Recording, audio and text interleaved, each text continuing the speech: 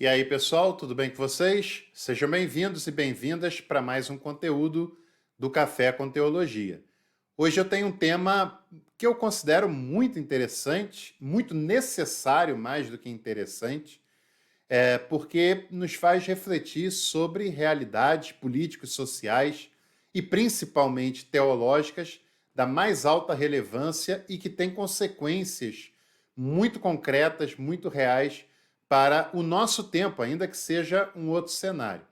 Tem a ver diretamente com a teologia contemporânea, com a vida de Karl Barth, que é um teólogo da minha predileção, sobre o qual eu pesquisei no mestrado, no doutorado, né, e que tem conteúdos dele sobre aqui. E hoje eu vou falar com você sobre a Igreja Confessante. Você já ouviu falar da Igreja Confessante? Sem dúvida, totalmente diferente de tudo aquilo, ou de quase tudo aquilo que a gente conhece sobre igreja aqui no Brasil. Essa, sim, se fosse o caso, eu seria filiado a essa igreja, militante dessa igreja, e eu tenho certeza que você também olharia com atenção para essa igreja. Antes de eu lhe contar como é que foi isso, eu tenho um convite bastante especial para você.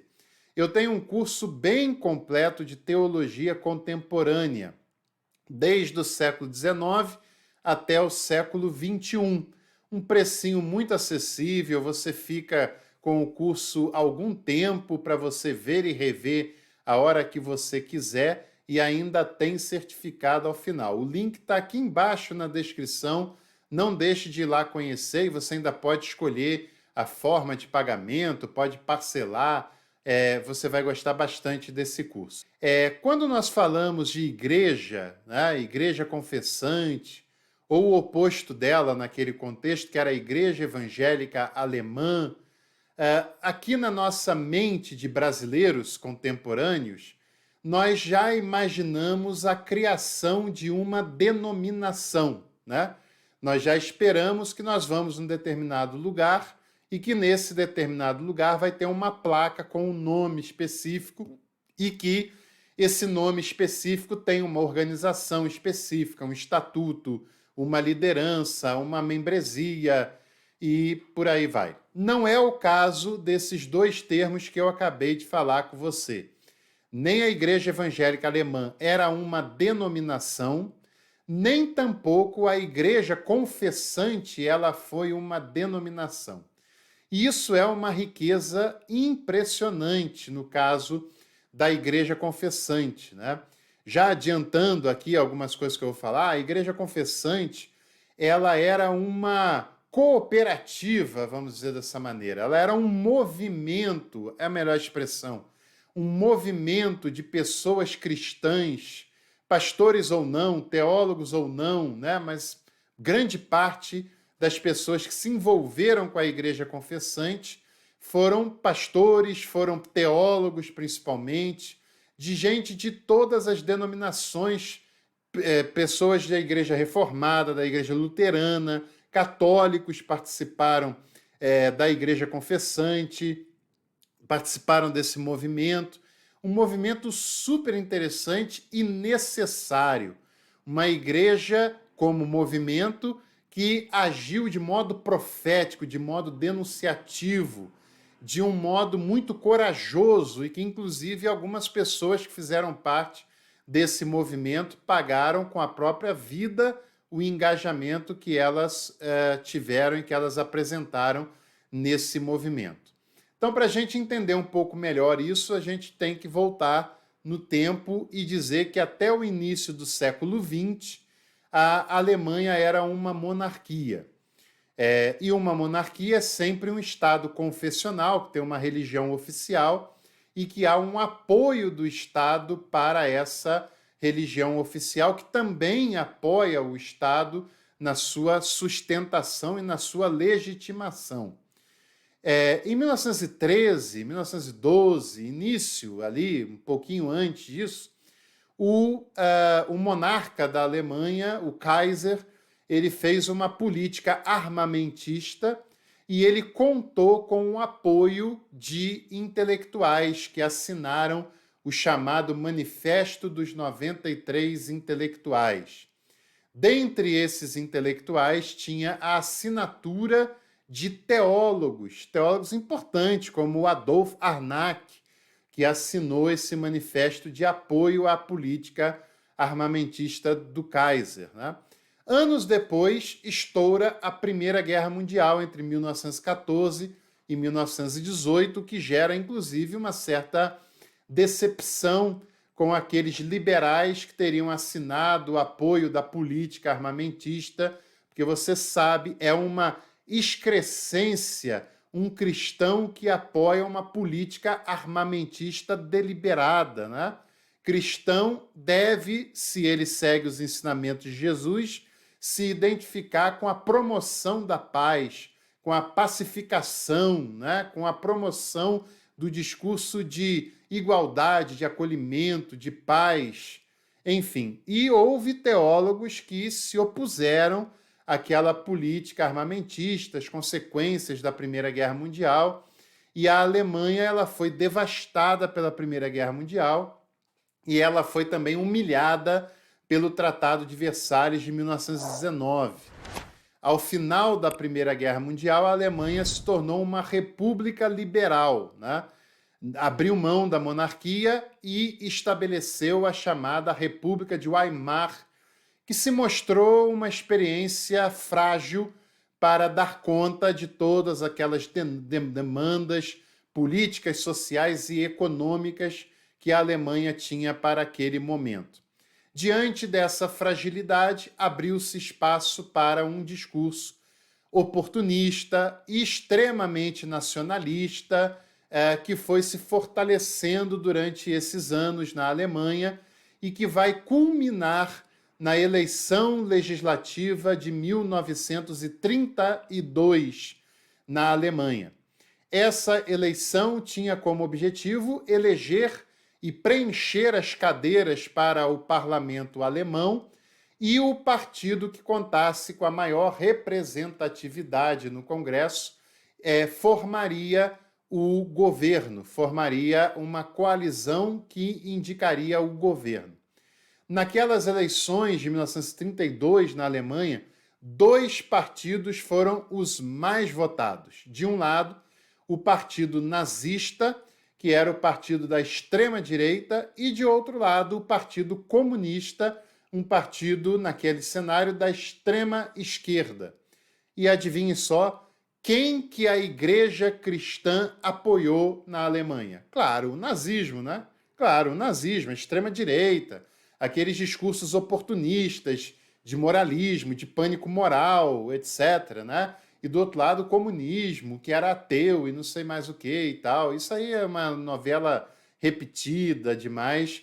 E a igreja, inclusive a igreja católica, inclusive o Papa Pio XII, se não apoiou diretamente, pelo menos não se opôs, e grande parte das igrejas evangélicas da Alemanha apoiaram o partido nazista, que subiu ao poder, e o Hitler fez a coalizão de governo que começou a governar a Alemanha no final de 32, início de 33, e logo depois tem o bombardeio, o incêndio ao Reichstag, que era o Congresso alemão, e ele põe a culpa nos comunistas, e ele usa esse episódio para se tornar um líder totalitário na Alemanha, para violar as leis que limitavam os poderes, e logo depois, anos depois, se descobriu que foi o próprio partido nazista quem fez aquele atentado e que a culpa nos comunistas foi apenas uma maneira de justificar a propaganda de totalitarismo na figura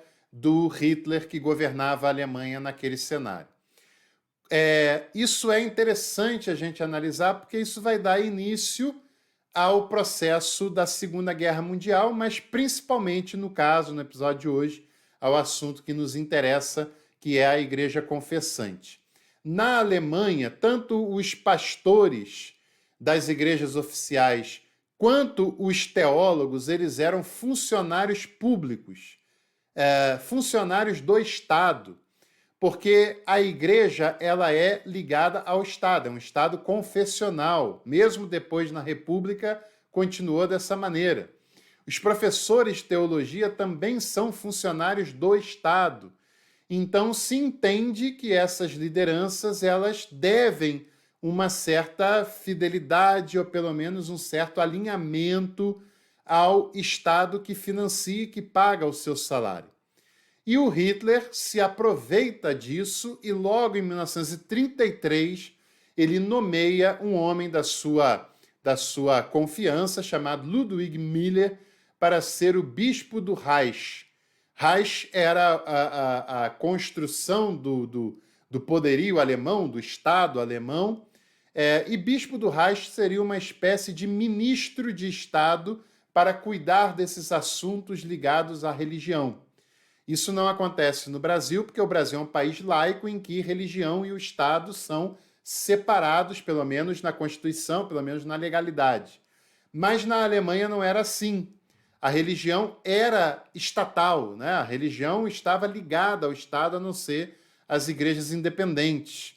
E em setembro de 1933, a Igreja Evangélica Alemã, ou seja, a igreja oficial da Alemanha, isso não é o nome de uma denominação, são as igrejas alinhadas com o Estado, ela, por meio das eleições eclesiásticas, ocupa 75% dos cargos nessa igreja oficial, né, da Alemanha.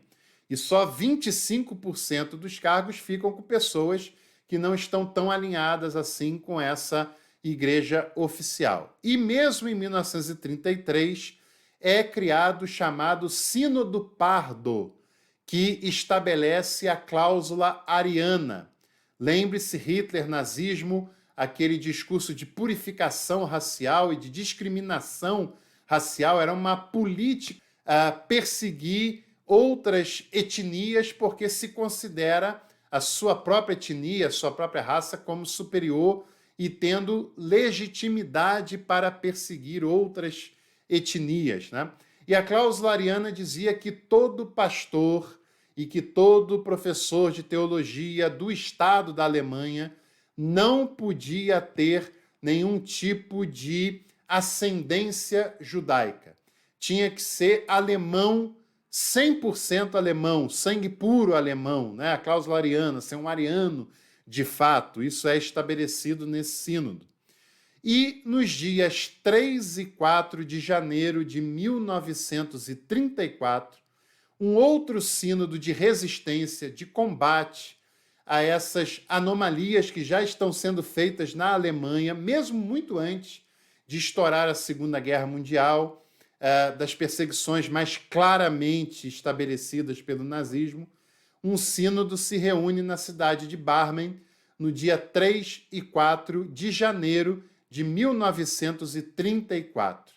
Em Barmen se reúne pessoas como Martin Niemöller, como Karl Barth, como Dietrich Bonhoeffer e tantos outros nomes que nós conhecemos e que nós falamos sobre eles aqui no nosso canal.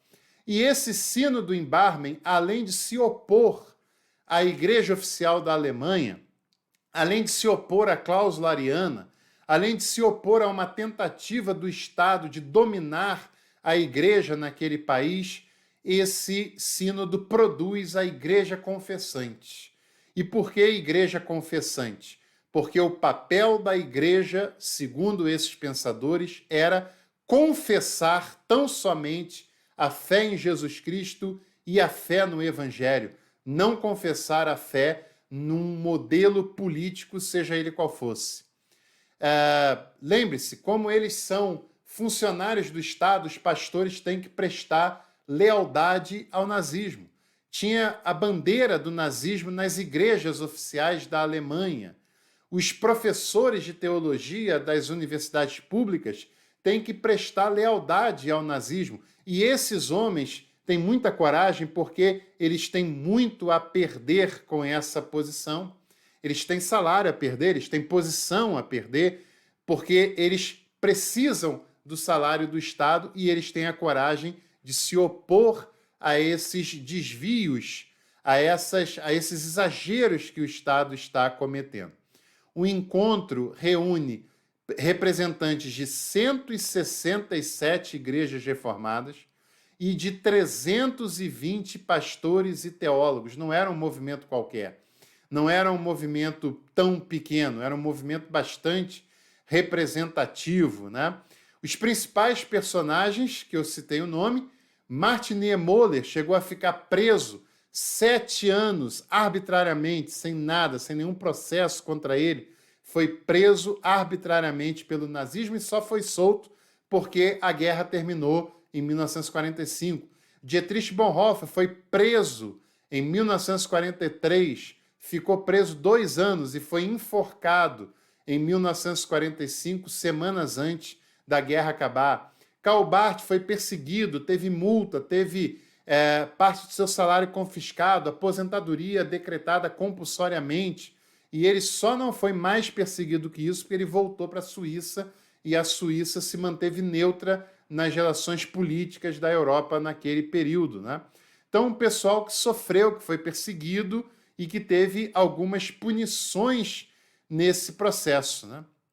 E que futuramente a Igreja Confessante ela vai reunir mais igrejas ainda, como a Igreja Unida da Prússia, que adere à sua causa, que adere às suas questões. A Igreja Confessante ela não aceita um Estado totalitário que quer interferir na vida da Igreja. E ela acredita que a partir do momento em que a Igreja é dominada na sua voz, ela perde o sentido de ser e ela deixa de ser uma voz profética. Ah, que bom se todas as igrejas no Brasil ouvissem isso, né? Porque a igreja, seja ela qual for, quando se alia a um projeto político de poder, seja ele qual for, quando ela se alia a um partido político, ela perde o seu sentido de ser, porque ela perde a autonomia, ela perde a sua independência e ela passa a ser uma serviçal dessa ideologia e não mais uma voz profética na nação e na sociedade em que ela se encontra. O Sínodo de Barmen, da Igreja Confessante, se reuniu novamente em maio de 1934 e, naquela ocasião, ela produz a Declaração de Fé de Barmen, que, sinteticamente, eu vou ler para vocês. Foi o documento produzido entre 29 a 31 de junho de 1934, que dizia o seguinte, ponto número 1, Jesus é a única palavra de Deus na qual a igreja deve confiar.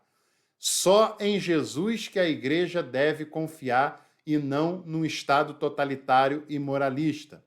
Ponto número 2, Deus é o Senhor, é o Führer de toda a nossa existência e não um ditador, um totalitário. Ele não é o Führer da nossa existência. Ele pode ser até o chefe de Estado, de governo, mas não o Senhor da igreja, porque apenas Deus é. Terceiro ponto, a igreja cristã é a comunidade dos irmãos na qual Jesus Cristo age como Senhor na palavra e nos sacramentos através do Espírito Santo. O quarto ponto, a diversidade de funções na igreja não estabelecia o predomínio de uma sobre a outra, mas o ministério que foi confiado a toda a comunidade de fé. O quinto ponto, não viam o Estado como inimigo, mas o totalitarismo como um inimigo. E o sexto ponto, que a missão da igreja repousa sobre a sua liberdade de transmitir ao ser humano a mensagem da livre graça de Deus. A igreja, para ser igreja, ela precisa zelar por sua liberdade. Não tem almoço de graça na política.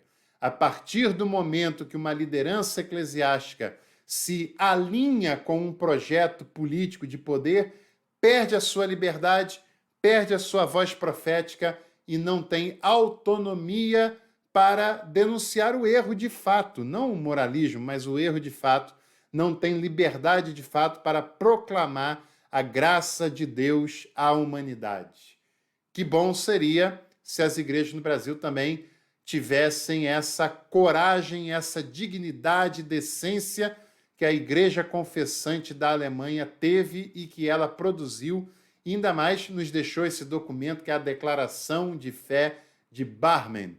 E se você gostou desse vídeo, deixe seu like, compartilhe esse conteúdo, inscreva-se no canal e também venha conhecer o nosso curso de Teologia Contemporânea. Um abraço, muito em breve a gente se encontra aqui novamente.